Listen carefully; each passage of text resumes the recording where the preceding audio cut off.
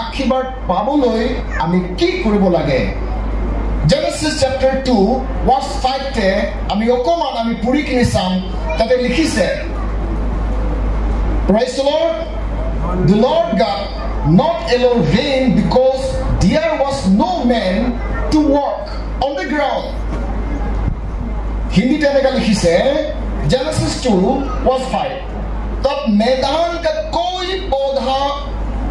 भूमि पर ना था और ना मैदान का कोई छोटा पेड़ उगा था क्योंकि यहोवा परमेश्वर ने पृथ्वी पर जल नहीं बसाया था और भूमि पर खेती करने के लिए मनुष्य भी नहीं था ईश्वरे आकाश पृथ्वी সকলোটো বনোৱা পাছত একটা কথাটো অকল ঈশ্বৰে বাধা কৰি ৰখাই আছিল একটা বস্তুতে কলে ঈশ্বৰে এলাও কৰা নাই God doesn't permit to rain on the earth ঈশ্বৰে একটা মাথুন ঈশ্বৰে বাধা কৰা হৈছে এটো বৰষুণটো নিজে ৰখাই ৰাখিছিল হালেলুয়া হালেলুয়া সব ঈশ্বৰে বনাইছে কিন্তু অকল একটা বস্তুটোকে ঈশ্বৰে ৰখাই ৰাখিছে এটো হ'ল বৰষুণ hallelujah God prohibited rain because there was no man to work on it ঈশ্বৰে কেলে বৰষুণকে ৰখাই ৰাখিছে তাৰ হাত পৰা কেলে মানুহ নাই আছিলে তাতে কাম কৰিবলৈ হালেলুয়া তাৰ মানে বৰষুণটোকে কি দেখাইছে বুলি ক'লে ঈশ্বৰৰ আশীৰ্বাদটোকে দেখাইছে the gift of the Holy Spirit the empowered by the power of the Holy Spirit পবিত্ৰ আত্মাৰ যোগেদি তাকত দিয়াটো দেখাইছে হালেলুয়া হালেলুয়া ঈশ্বৰে বৰষুণটো বাধা দিছিল কেলে মানুহ নাই আছিল সেইটো কাৰণে বৰষুণটো এই পৃথিৱীতে পৰিবলৈ জ্ঞানে ঈশ্বৰে ৰখাই ৰাখিছিল যিন দিনালৈকে ঈশ্বৰে মানুহটো সৃষ্টি কৰা নাই যেটা যেটা ঈশ্বৰে বনাইছে তেতিয়া সেই বৰষুণটো এলাও কৰিছে সেইকাৰণে আপুনি আৰু আমি ঈশ্বৰকে প্ৰাৰ্থনা কৰি থাকে ঈশ্বৰ মোক আশীৰ্বাদ কৰিবি মোকে আশীৰ্বাদ কৰিবি আমাৰ মণ্ডলী ৰাজনগৰ IPC চাৰ্চ উন্নতি হ'ব লাগে স্বৰ্গৰ পৰা ঈশ্বৰে দেখে আপুনি আৰু আমাকে আশীৰ্বাদ দিবলৈ ওপৰৰ পৰা ঈশ্বৰে চাই মানুহ আছে না নাই তাক মই আশীৰ্বাদ কৰিবলৈ বৰষুণ দিবলৈ ব্লেছিং দিবলৈ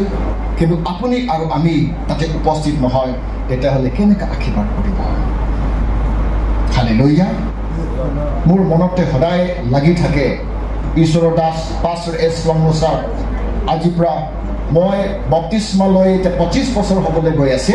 অক্টোবৰতে 25 বছৰ মোৰ আত্মাতে সিলভাৰ জুবলিটো অক্টোবৰ মহিনাতে হ'ব 25 বছৰ আগত আমাৰ বস্তিতে তেখেত নিজৰ গুৰু ভাই ঘৰতে তাতে সদায় সাৰা হিখিনি 2 বাজি ইমান গৰমত কোনো ফেন নাই কোনো সুবিধা নাই তাত আহি কিনে ঈশ্বৰ কথা শুনাইছিলে সদায় তাতে যাইছিল মই সদায় গৈ আছিলে নিজৰ কাম কাজ এৰি কিনে ইমান ঈশ্বৰৰ আশীৰ্বাদ আছিলে সদায় দিন কমতি নহয় বাঢ়ি থাকে এই শনিবাৰ আপোনাৰ 50 হলে 50 হলে 50 পৰা বেছি হ'ব 55 হ'ব বা 60 হ'ব সদায় বাঢ়ি আছিলে ভোক পিয়াস লগত যেনেকাকে একদম ভোকত আছে যেনেকা পানী খাবলৈ মন আছে এইলেখীয়া ঈশ্বৰ বাক্য শুনিবলৈ মন হয় কিনি তেনেকা যাই কিনি শুনি আছিলে মানুহ আছিলে তাক ঈশ্বৰে আশীৰ্বাদ কৰিছে তাৰ ফলস্বৰূপটো ইয়াত ৰাজনগৰ বৰডুমচা আৰু ইয়াৰ যোগেদি ভালেমান চাৰ্চ জেগাত উন্নতি হৈ গ'ল হালেলুয়া প্ৰাইজ দ্য লৰ্ড এইটো সময়ত যাতে কোনোবা গীৰ্জাত আপুনি আৰু আমি গৈছিলে সেইটো মানুহটো এতিয়াও আছে আপুনি আৰু আমি হালেলুয়া এইটো সময় এনেকা আছিলে খাবলৈ নাই আছিলে এক হাত খাবলৈ নাই আছিলে প্রাইজ দ্য লৰ্ড গাড়ী ঘোড়াটো বাদ দে এই সময়ত আজি প্ৰায় 25 বছৰ আপুনি আৰু আমাৰ জীৱনটো আৰু বৰ্তমানটো যদি আপুনি আৰু আমি তুলনা কৰিলে মুকেশ আম্বানী লিখে আপুনি আৰু আমি হৈ গ'ল ইমান ধনী মানুহ হৈ গ'ল hallelujah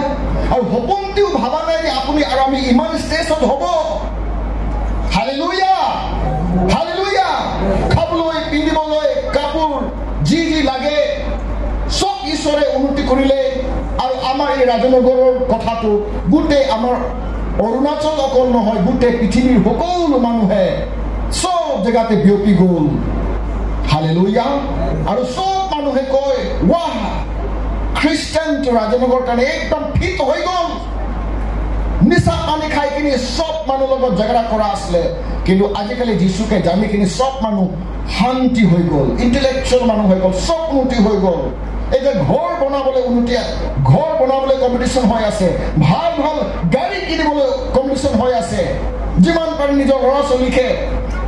doctor engineer IPS officer IAS officer বনাবলৈ উন্নতি হৈ আছে ইমানটো আশীৰ্বাদটো জ্ঞানটো ঈশ্বৰে দিছে কেনে ঈশ্বৰে দিছে বুলি ক'লে আপুনি আৰু আমি ঈশ্বৰৰ কথা শুনিবলৈ আপুনি আৰু আমি গাটো লৈ কিনি তাতে প্ৰেজেণ্ট হৈছিলে হালেলুয়া এবাৰ হাত চাপৰি বজাম যদি আপুনি আশীৰ্বাদ পাইছে